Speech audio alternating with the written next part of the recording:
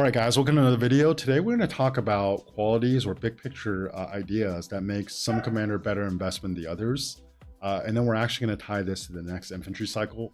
Which commanders I think will make the cut, which commanders I think have a very slim chance of making it. And when I say make the cut, I'm talking about the best like 2-March pairing, right? So basically 4 infantry commanders, maybe a leadership commander can make it, and the other ones are probably out, right? So we're going to go over the big picture ideas. We'll talk about infantry commanders, right? Kind of take those ideas and apply them to this next cycle, and we'll see if they hit or not. And I'll even give a dark horse candidate to make it that, a lot of people are probably writing off.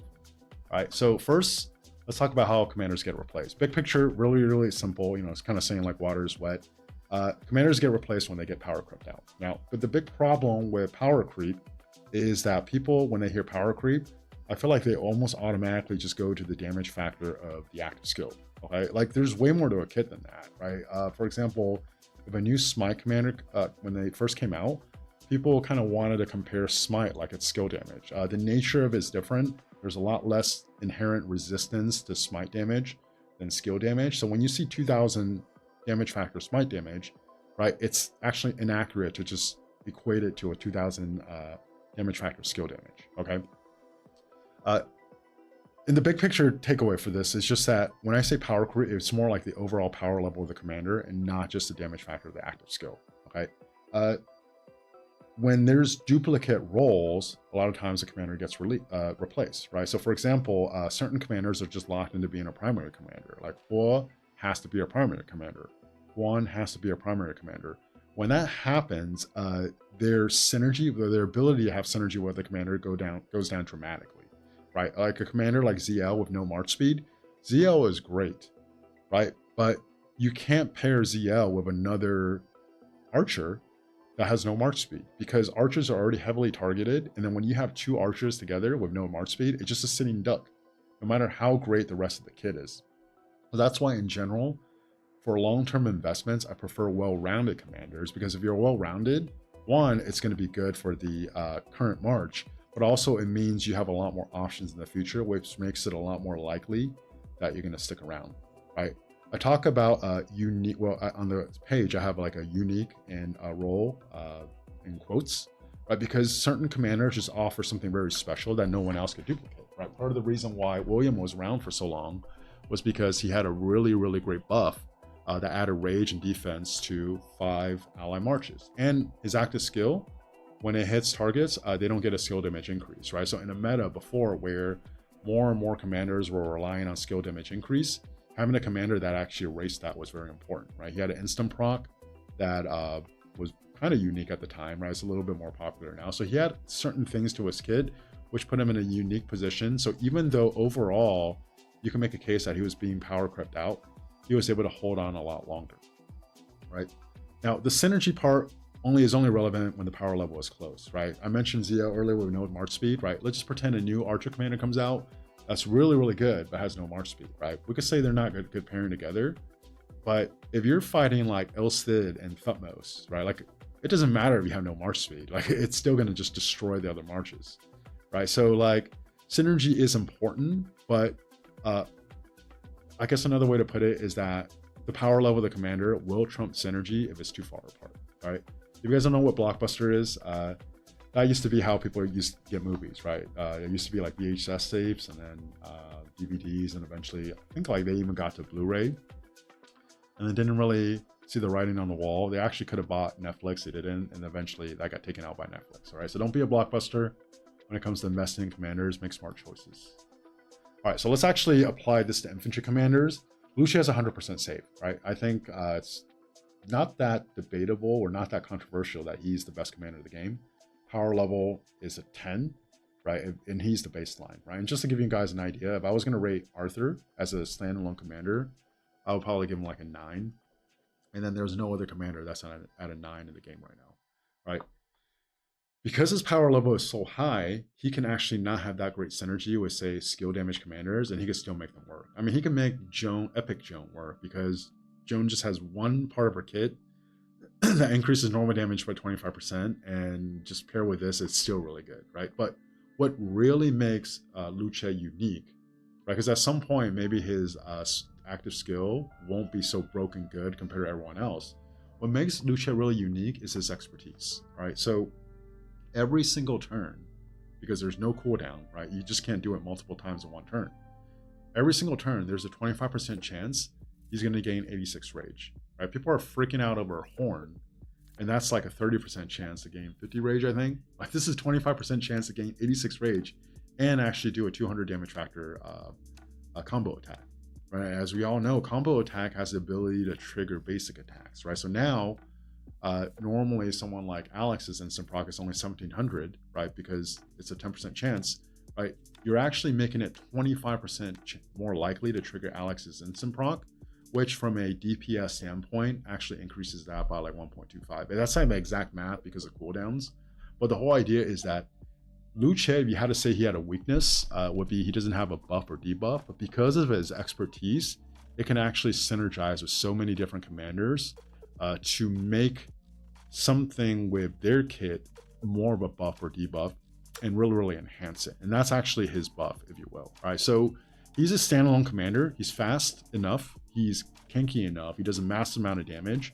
There's just like nothing he really needs, right? He's actually, you know, like obviously the best commander of the game, but like it's actually just a really fun commander to use and just a really well-designed, well-rounded commander. Okay, so it's not controversial.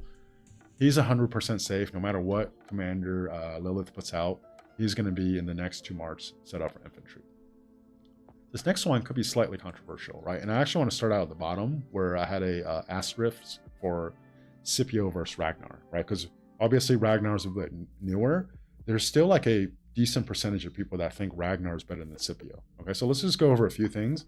First, I want people to understand that damage factor is a multiple of the base damage. Okay, so if someone's white damage is say like 1,000 and another commander's white damage is 200, right, or 5x as much, you can actually have a damage factor of 500 and it can actually outperform someone else's damage factor of 1,500.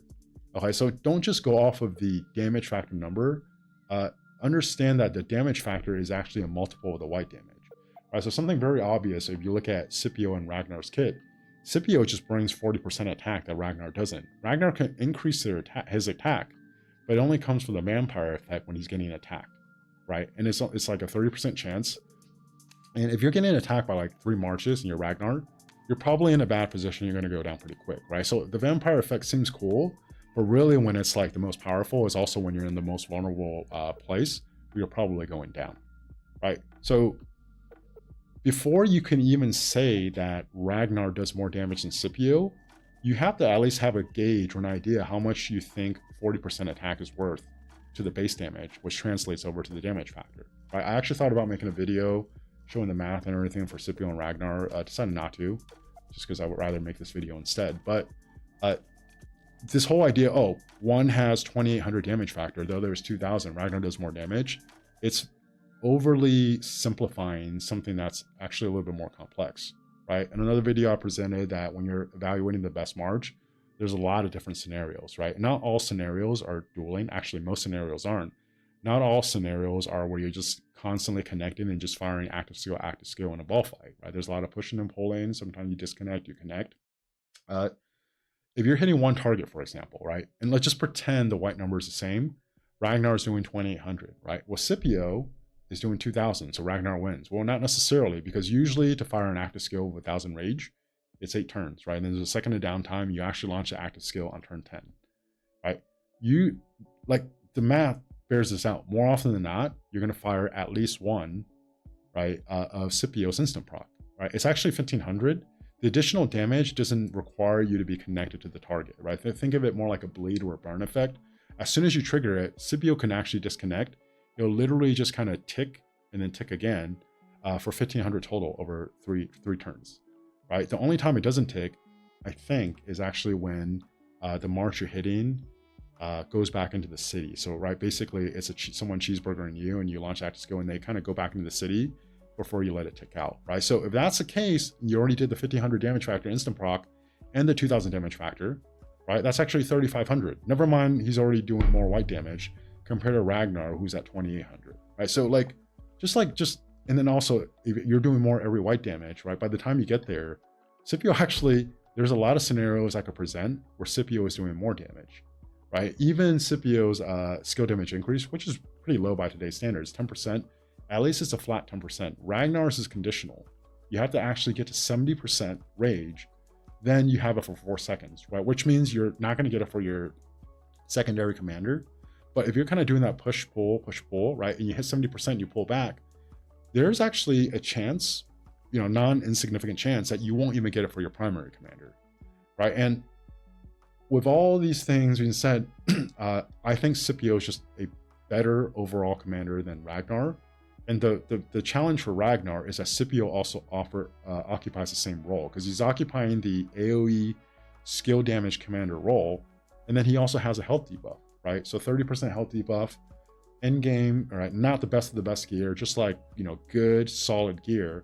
My estimate is that with the math, is that the March, depending on which shoot type and how much health they have, is taking somewhere between 14 to 18% more damage, right? And that can actually apply to 3 targets. And as you guys know, that's probably my favorite type of debuff, because a debuff that makes a March take more damage, every other March that's hitting that benefits, right? It actually scales up to however marches are hitting it, right? So it could actually be up to like 12 marches, 15 marches, whatever it is, right? Even though when 15 marches is hitting a march, that doesn't matter that much, because they're going to go down really, really quick anyways, right? But because of all this, and Ragnar is tankier than Scipio. I think Ragnar is the second tankiest like meta march in the game behind Nevsky. I think Scipio is 90% safe. The only way, and I'm going to list a lot of conditions for this to happen where Scipio isn't safe, is if the new infantry commander synergizes with the vampire effect, which is something that Ragnar has, right? So basically when you hit it, you could leech attack and march speed, or it synergizes really well with silence, okay? And then the player is also choosing to pair William Wallace, which is a worse pairing than Scipio, or Alex, which I think is a better pairing than Scipio, with Liu Che, right? So not only do you need the first part, like crazy synergy with vampire or silence effect, and you need the second part where you're choosing to pair Alex with Liu Che over Scipio. That's the only way Scipio doesn't make it, right? Which is why, like, I think it's 90% safe. Honestly, the number should probably be a little bit higher, which is why, like, he's actually still a good investment now. Obviously, don't invest in him over Liu Che, but there's just very few scenarios that I could even come up with if I tried where Scipio actually isn't a part of the best 2-march lineup. William Wallace is, in my opinion, the worst commander in this last generation, okay? His power level is actually 7.5. It's pretty good, right? But his problem is that even upon arrival, he wasn't the best pairing with the commander he was supposedly designed to pair with, which is Liu Che, because, I think Scipio still pairs better with Liu Che, and Alex also pairs better. And like the numbers, the testing, the reports manager all bear that out, okay?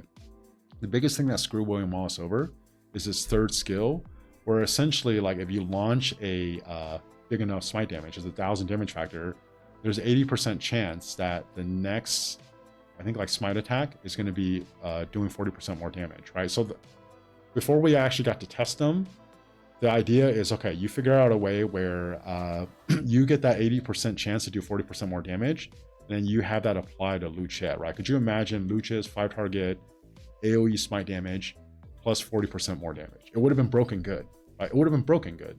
But it turns out when he was released, that part of the kit, the third skill, only applies to William Wallace, right? So for all future smite commanders, it's still not going to apply to them. It's only going to apply to William Wallace. And because of that, the only chance I could see of William Wallace staying relevant as part of the top 2 marches is if there's something that synergizes really well with the cleansing. The cleansing is his expertise.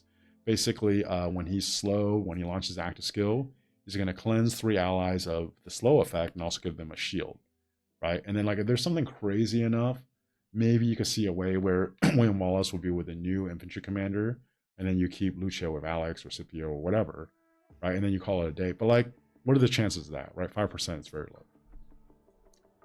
Ragnar is a good commander. His power level, to me, is on par with Scipio, right? But he occupies the same role and he doesn't have the same kind of unique role that Scipio does, which is the health debuff.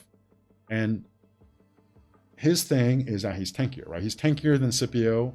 I don't even know if he's doing more damage. I actually think it's less in most scenarios. He's slower, and then even his skill damage increases like barely more than Scipio and very conditional. So it's not that he's not good. It's just that whatever commander comes out that could pair well with Ragnar, he's probably going to pair better with Scipio, right? And Ragnar is in a better pair with Liu Che. So where are you going to go with that, right? So Ragnar, I said it at the time, I don't think he was a good investment. I still don't think so now. Not because he's not good, it's just because kind of like the position that Lilith put him in, where he's just second fiddle to Scipio, and there's just not much you can do, right? So only chance where Ragnar stays, in my opinion, is there's something that synergizes really well with the vampire effect, right? Because what I said about Scipio versus Ragnar was true. If you pretend it is, I will challenge you to actually come up with a commander that could come out where you would pair that new infantry commander with someone where Ragnar stays and Scipio doesn't stay, right? Like, it's just not going to happen. So 10% safe, honestly, probably lower. I'm sorry if you swap for him and you had other stuff you wanted to work on. You know, it probably was a blockbuster investment. Now, Alex is kind of crazy to me, right? Because this guy is like the cockroach that won't die, right? So if you look at the power levels I listed before, right, from Liu Che is a 10, like Scipio is an 8, Ragnar is an 8. This guy is like a 6, okay? He was actually dead in the water until Liu Che came out. And his unique role, along with a couple other factors, has just kept him around. And I feel crazy for saying this, but I think there's a 70% chance that he would actually make it after the next infantry comes out, because his expertise is one of the best in the game. I think it's probably still not as good as Liu Che's, but like, you're making 3 targets in a circle, right? You don't even have to hit them. It's just in a circle. Take 30% more damage for 4 seconds. That's broken good. Okay, so if you can somehow have a commander where he's fast, he does instant proc, like just pair with Liu Che, he's somehow doing more damage than commanders that are better than him. And then there's this broken good expertise debuff that you can apply on the field. And like, what scenario can I come up with where Alex is the one that can replace, right? The only thing I can think of, one, if a new commander comes out that does a better instant proc. So I tried Philip, I wanted it to work, right? Because I thought it would work. And after running it for a while, Liu Che Alex is better than Liu Che Philip. You know, I tried, but you just have to go with the numbers. I'm like not an Alex simp at all. I actually am shocked that he's still around, but I just can't find a better pairing with Liu Che than Alex. I still think this is the best March in the game, right? But the only scenario I can think of where Alex gets replaced is if a commander comes out and he pairs better with Liu Che, right? So if you don't pair Alex with Liu Che, he doesn't really pair that well with anyone else. So I'm going to pair Ragnar with Scipio over Alex with Scipio, right? I'm going to pair Scipio with Guan over Alex with Guan. Like Alex literally is just kind of riding Liu Che's coattails, but for some reason there's just like perfectly threading the needle of this like awesome synergy with Alex and Liu Che that you just can't get rid of them, right? But if you have a commander that comes out that pairs better with Liu Che than Alex, right, which is actually very possible, right, but it doesn't pair better with Scipio than Ragnar, then I can see Alex getting replaced. Right now, the second part is actually important because Scipio is so well-rounded. It's actually kind of difficult to come up with a commander. Like, try to create a commander where he pairs better with Alex, but doesn't pair better with Scipio than Ragnar. Like Ragnar with his, tankiness, his active skill, but doesn't really bring that much else to the table.